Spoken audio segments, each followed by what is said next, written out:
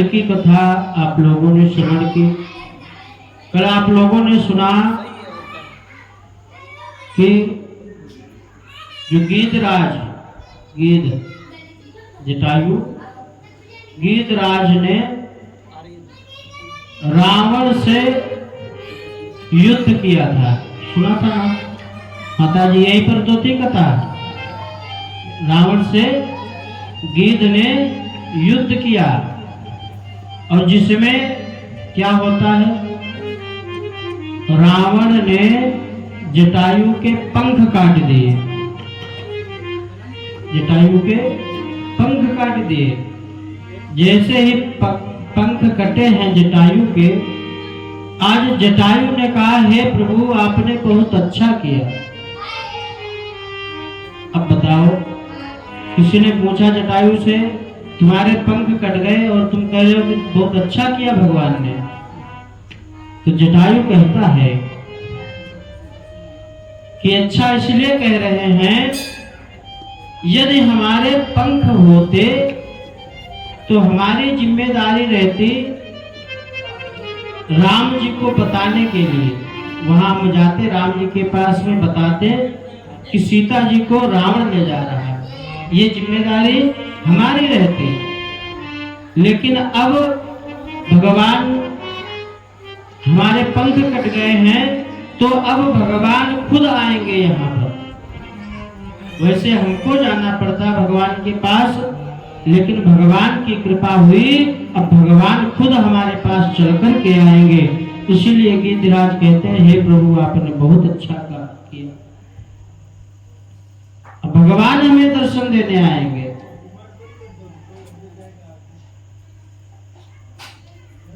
तो भगवान आते हैं, सद्गति प्रदान करते हैं और अविरल भगति भगवान देते हैं।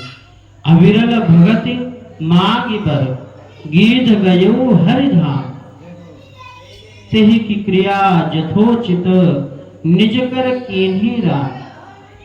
क्रिया अपने हाथों से भगवान ने जटायु को की।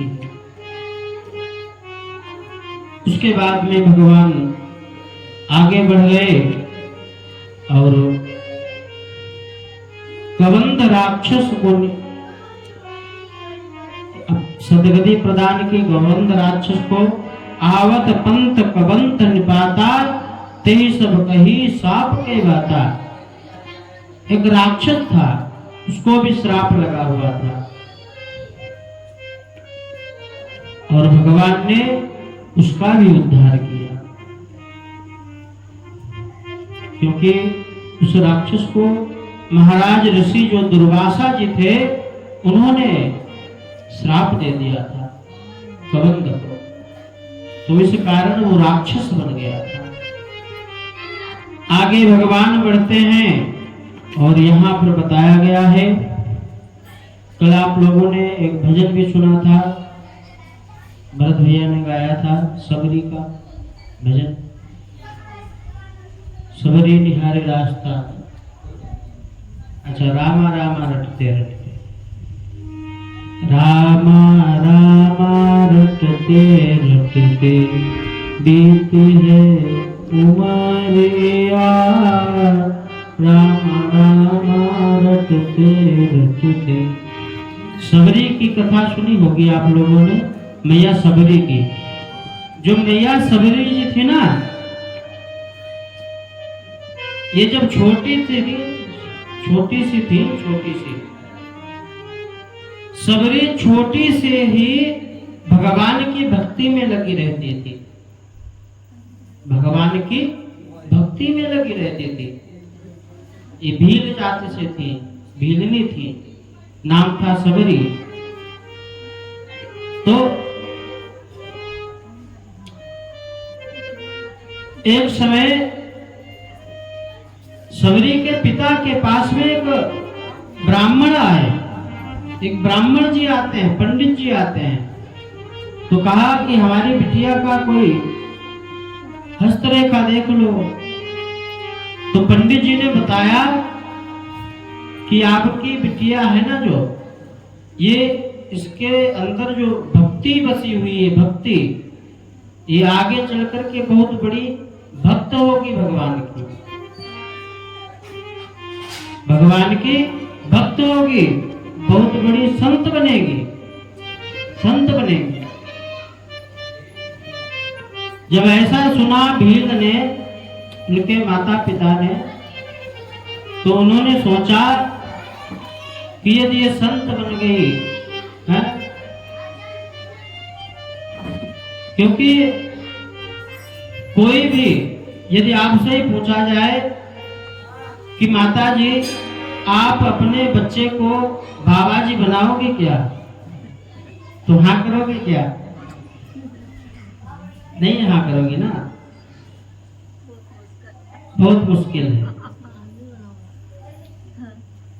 तो यही बात सबरी के माता पिता ने सोचा, तो ये सोचकर सबरी का विवाह तय कर दिया कि जब विवाह हो जाएगा और फिर गृहस्थ में लग जाएगी, फिर कहाँ इसको टाइम मिलेगा कथा सुनने का, भक्ति भाव करने का, तो थोड़ा सा टाइम मिल जाएगा। ऐसा सोच करके सबरी के पिता ने विवाह तय कर दिया। जब विवाह तय कर दिया तो बताया गया है कि विवाह में बकरे पशु लाए गए थे उनका भोजन बनाने के लिए। हाँ, बलि चढ़ा करके उनका भोजन बनाने के लिए प्रथा होती है लोगों की। और हमने देखा भी है, कई लोग देवी देवताओं को भी बलि चढ़ाते हैं, लेकिन ये गलत है, गलत है हमारी दृष्टि से। भगवान ये नहीं कहते कि आप बलि चढ़ाओ, हैं? ये नहीं कहते हैं भगवान। हाँ, बलि यदि चढ़ानी है आपको ना, तो आपके अंदर जो क्रोध बैठा है, ईर्ष्या बैठी है, उसकी बलि चढ़ाओ।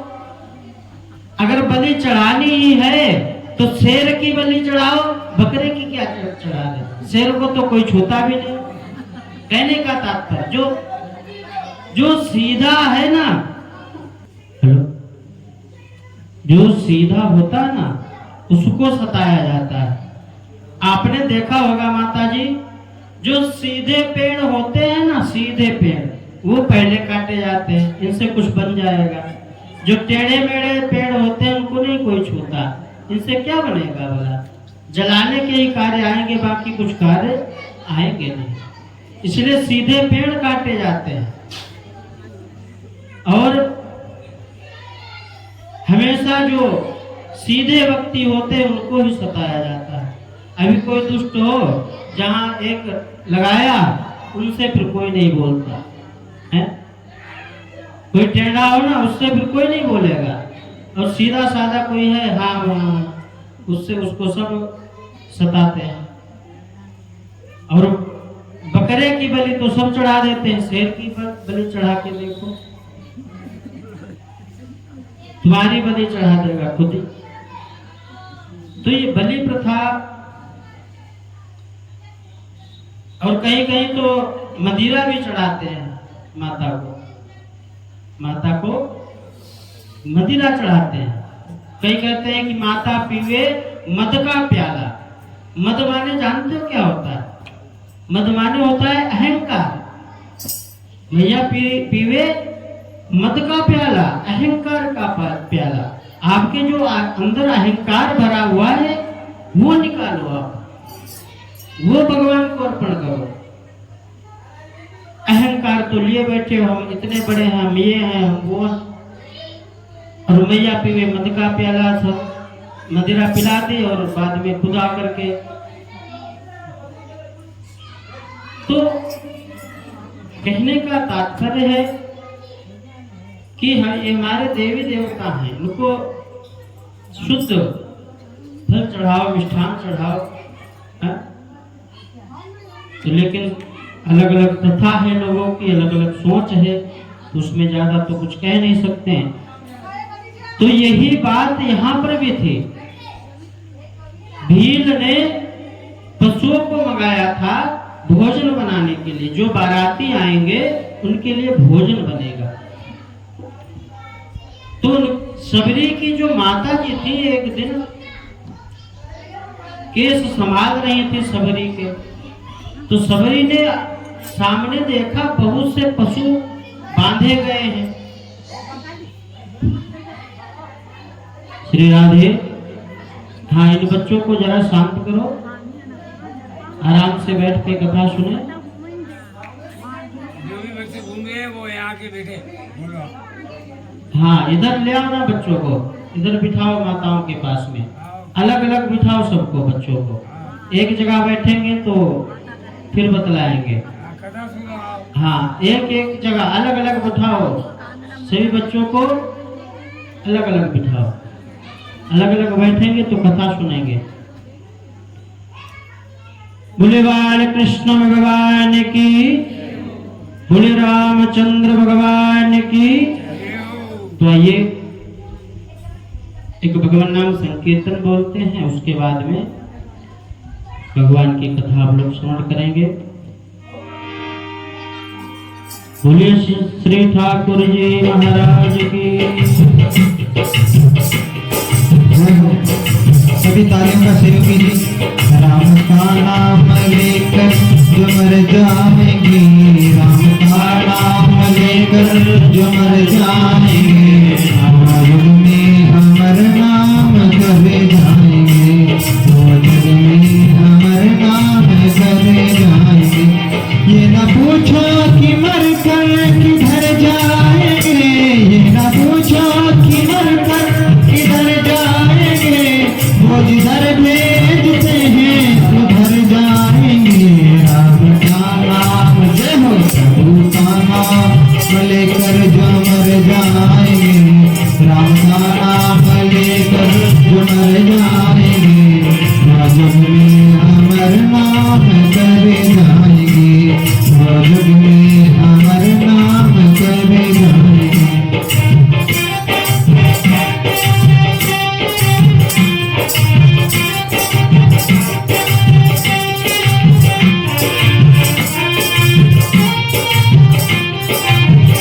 टूट जाए न माला कहीं प्रेम की, टूट जाए न माला कहीं प्रेम की, ये अनमोल मोती बिखर जाएंगे। राम का नाम लेकर जो मर जाएंगे, हरि का नाम लेकर जो मर जाएंगे, युग में अमर नाम करे जाएंगे।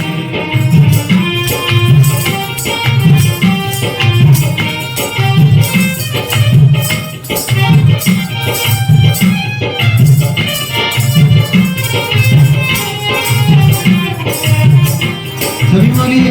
राम का नाम लेकर जो मर जाएंगे, राम का नाम लेकर जो मर जाएंगे, युग में अमर नाम करे जाएंगे।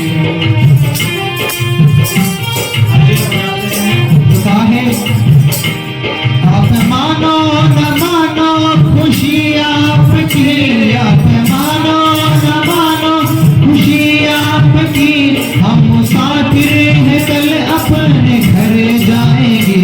राम का नाम जय हो, राम का नाम लेकर जो मर जाएंगे, प्रभु का नाम लेकर जो मर जाएंगे, युग में अमर नाम करे जाएंगे, युग में अमर नाम करे जाएंगे। ये ना पूछो किधर कर किधर जाएंगे, ना पूछो किधर कर किधर जाएंगे, वो जिधर भेजते हैं उधर जाएंगे। राम का नाम लेकर जो मर जाएंगे, राम का नाम लेकर जो मर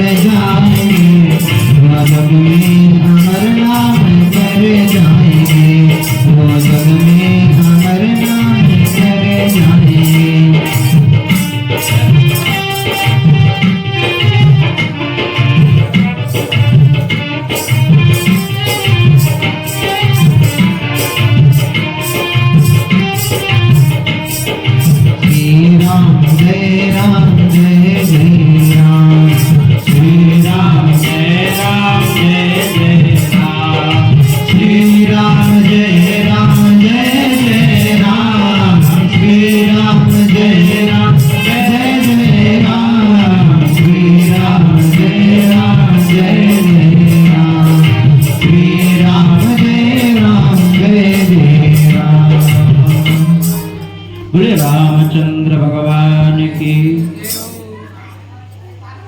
राम का नाम लेकर जो मर जाएंगे। और अभी कहा गया, भैया ने कहा कि टूट जाए न माला कहीं प्रेम की। ये जो प्रेम की माला है, अगर एक बार टूट जाती है ना, प्रेम किसी से हमने संबंध बना रखा है और वो प्रेम किसी से टूट गया, उसमें झगड़ा लड़ाई झगड़ा हो गया, तो फिर जुड़ता नहीं। और जुड़ भी जाए तो कहा गया है ना कि जैसे धागा टूट जाता है, अगर उसको जोड़ो तो उसमें गांठ लग जाती है, उसमें गांठ वैसा नहीं रहता, जैसा होता है वैसा नहीं रहता है, गांठ लग जाती है। और तो ये इस संसार में सबसे प्रेम बनाकर रखो। हमने जिससे संबंध बना लिया है, जिससे संबंध बना लिया है, उससे कभी झगड़ा नहीं करना चाहिए।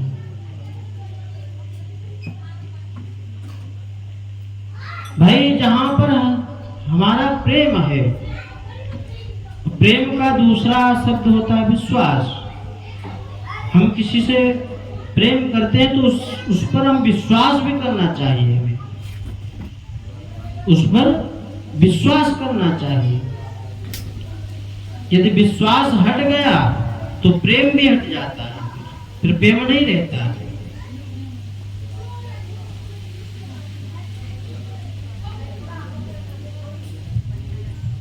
तो यहां पर आप लोग श्रवण कर रहे थे कि सबरी मैया ने पूछा माता से कि हे माँ, ये यहाँ पर इतने पशु लाए गए हैं, क्यों लाए गए हैं? तो माँ ने बताया कि हे बिटिया, हे सबरी, ये तुम्हारे विवाह में इनका भोजन बनाया जाएगा। अब जैसे ही सबरी ने सुना कि हमारे विवाह में इनका भोजन बनाया जाएगा, जो बाराती आएंगे उनके लिए, अब सबरी मैया दुखी हो गई, दुखी हो गई, सोचने लगे। तो सबरी मैया ने सुना कि हमारे विवाह में इतने पशु मारे जाएंगे, और वो भी हमारे कारण, क्योंकि हमारा विवाह होने जा रहा है। यदि हमारा विवाह ना होता तो ये पशु नहीं बुलाए जाते, ये पशु नहीं मारे जाते।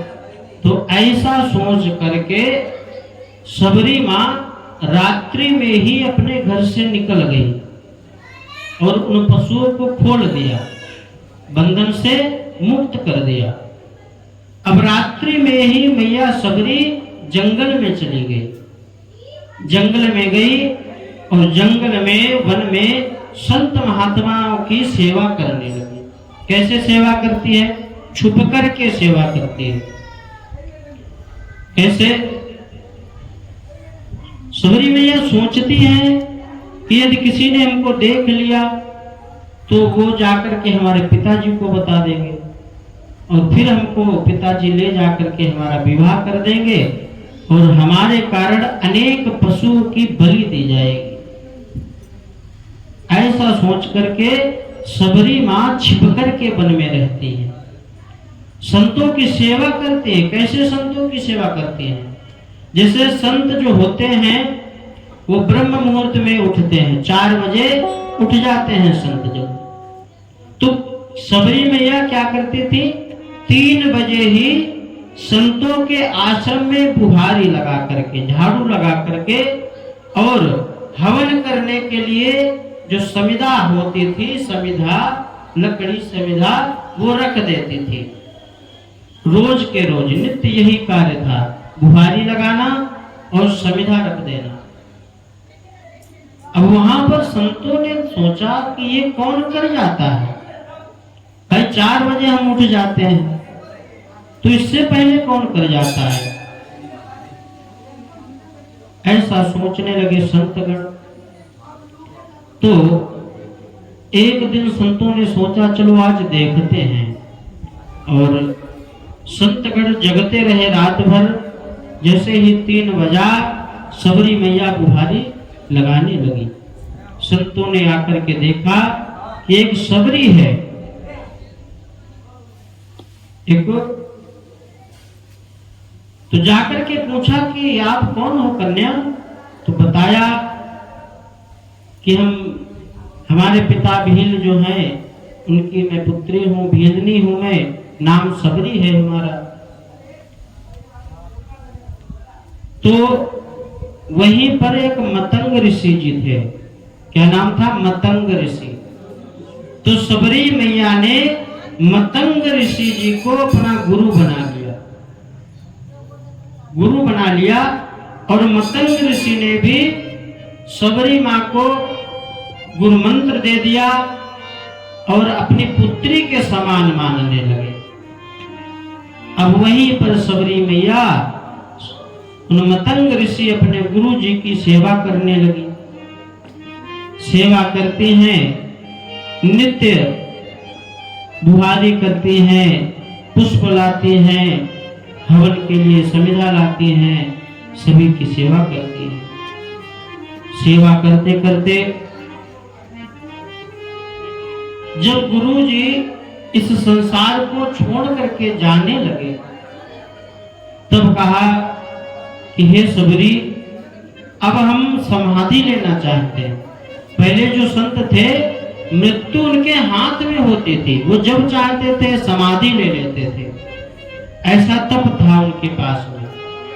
तो कहा अब हमें बहुत दिन हो गए हैं, अब हमें समाधि ले लेनी चाहिए। तो सबरी मैया ने कहा कि हे गुरुजी, हम आपके बिना कैसे रहेंगे, हम आपके बिना कैसे रहेंगे? तो गुरु जी ने कहा कि हे सबरी, आप चिंता ना करो, आपको संभालने के लिए भगवान राम जी आएंगे, संभालने के लिए आपको दर्शन मिलेंगे राम जी के।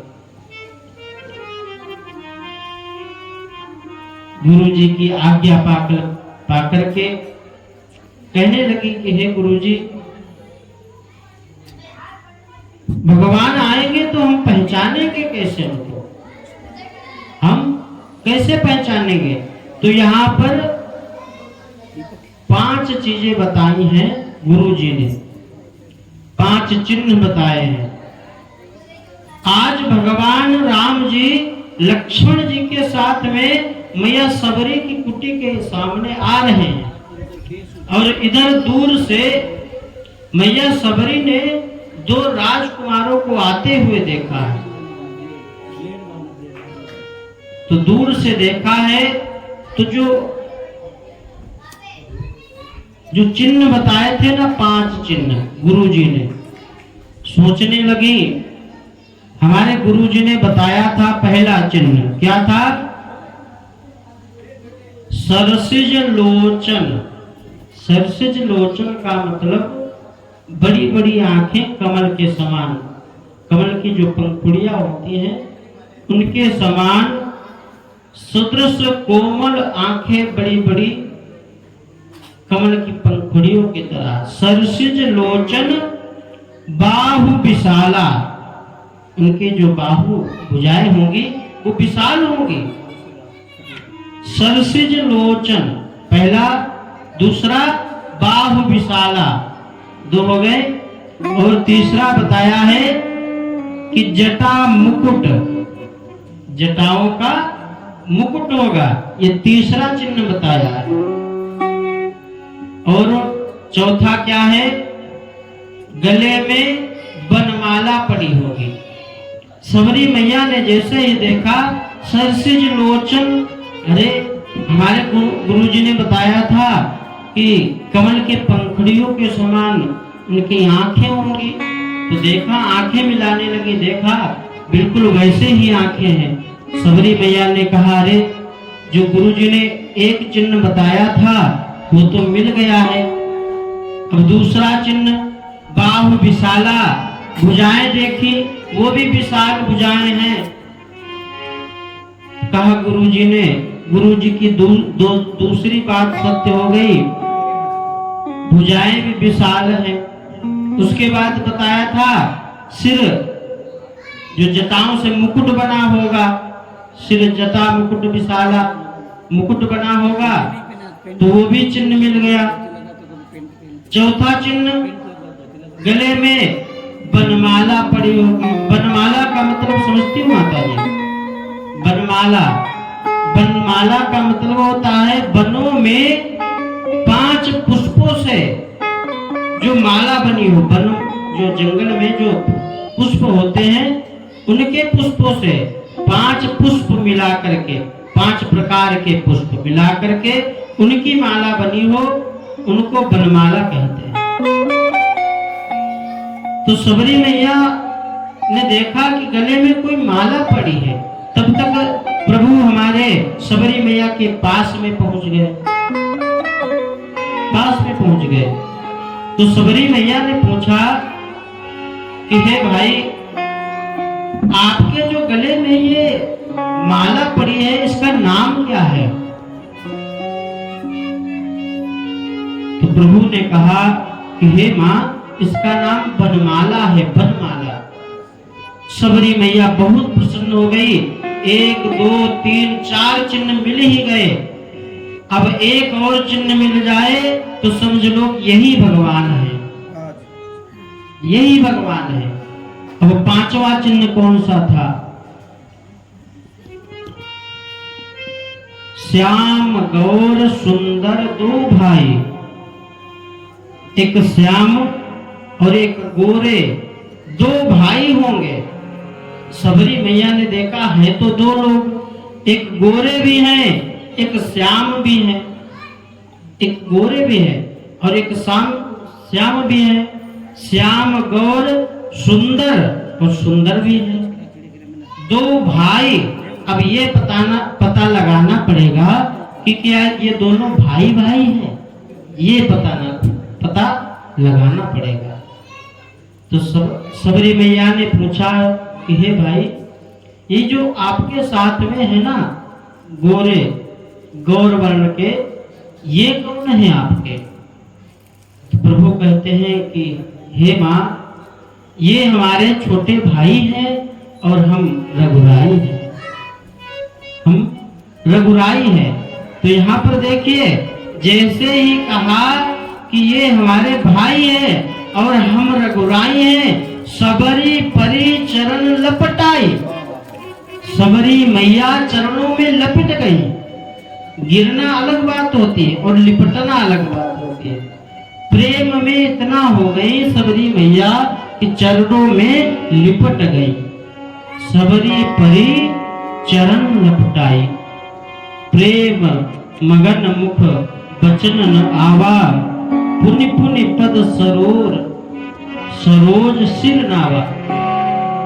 इतना प्रेम में हो गई मैया सबरी, और जैसे ही चरणों में गिरी तो सबरी मैया किसको याद करने लगी? अपने गुरु जी को। क्यों? क्योंकि गुरु जी के ही प्रताप से आज हमें भगवान के दर्शन हो रहे हैं। किसी के द्वारा हमें यदि कुछ प्राप्त होता है तो सबसे पहले उसको याद करना चाहिए। यहाँ पर भगवान मिले हैं सबरी जी को, तो सबसे पहले गुरु जी को याद किया है। गुरु जी धन्य है, आपकी कृपा से हमें आज भगवान के दर्शन हो गए। अब सबरी खड़ी हो गई और सोचती है कि गुरु जी ने कहा था कि जब राम जी आए तो उनके पैर धोना, पैर धोना, चरण धोना। आज मैया कहती है सबरी मैया कि हे प्रभु, हमें आपके चरण धुलने हैं, चरण धुलने हैं, और मैं आपकी प्रतीक्षा करती रही। मैया सबरी, मैया सबरी युवा अवस्था में थी, युवा अवस्था। और भगवान कब मिले? जब मैया बूढ़ी हो गई, वृद्ध हो गई। और आजकल कलयुग में यदि कोई 5 दिन भगवान की पूजा कर ले तो छठे दिन कहता है, यदि कोई कष्ट मिल जाए तो कहता है हम भगवान की पूजा ही नहीं करेंगे, भगवान की हम पूजा ही नहीं करेंगे। हमने 5 दिन भगवान का जप किया है, माला, अरे दोनों हाथों से माला हमने चलाई है भगवान की, एक हाथ से नहीं है।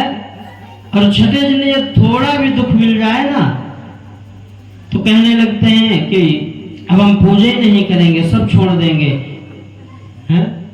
यहाँ देखिए सबरी मैया, गुरुजी ने कहा था जब, तब युवा अवस्था में थी और आज वृद्ध बूढ़ी हो गई है, आज जाकर के भगवान के दर्शन हुए। तो मैया कहती हैं कि हे प्रभु,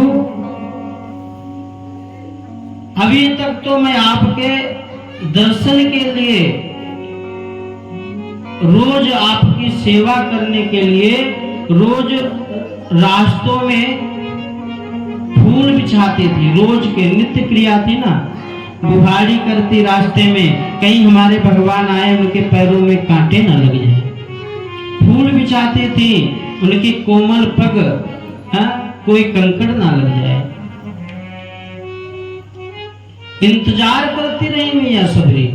आज बूढ़ी हो गई, मैया ने कहा कि हे प्रभु, मैं आपका इंतजार करती रही, लेकिन मैं कभी रोई नहीं मैं कभी। और आज हमारे आंखों में वो सब जितने भी आंसू हैं वो सब भरे हुए हैं, और आज मैं उनको निकालना चाहती हूँ, उन आंसुओं के द्वारा ही हम आपके चरण धोना चाहती हूँ। अब दोबारा फिर सबरी मैया चरणों में गिर गई है, इतना रोई है कि रोते रोते इतने आंसू निकले हैं मैया के, जो चरण धुल गए भगवान के। बोले रामचंद्र भगवान की। सबरी मैया बार बार चरणों में गिरती, बार बार चरणों में गिरती, बार बार पैर छूती, पैर स्पर्श करती, और आंखों के द्वारा, आंखों के अश्रुओं के द्वारा आज मैया सबरी ने भगवान के पैर धुल दिए। इतना रोई है मैया आज सबरी।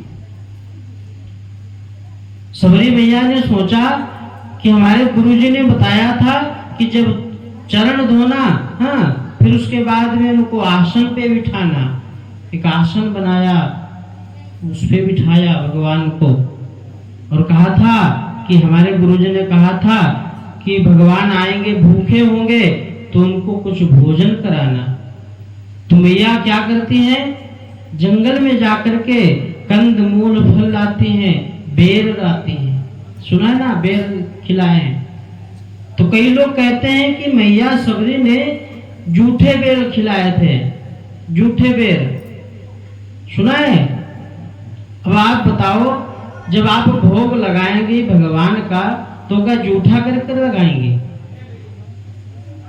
भगवान को यदि भोग लगाते हैं आप तो जूठा तो नहीं लगाते हैं। इसी प्रकार से सबरी मैया ने भगवान को जो भोजन कराया है वो जूठा करके नहीं खिलाया है, हाँ चखा जरूर, लेकिन खिलाया जूठा नहीं किया। अब आप कहोगे कि चखा तो जूठा कैसे नहीं हुआ? इसका कारण ये है कि मैया जंगल में जाती और अनेक पेड़ों से बेर चुनती, पहले खाकर देखती कि इस पेड़ के बेर खट्टे हैं कि मीठे। अगर खट्टे होते तो दूसरे पेड़ के बेर खा करके देखती, जिस पेड़ के बेर मीठे थे उस पेड़ से वो बेर तोड़ करके लाई थी। इसीलिए कहा गया है कि मैया ने चख कर वो बेर खिलाए थे, वो जूठे नहीं किए थे। अलग जो खाया देखा बहुत मीठा है, हाँ इससे ले लेती हूँ, उसी से लिए और भगवान को वो बेर खिलाया।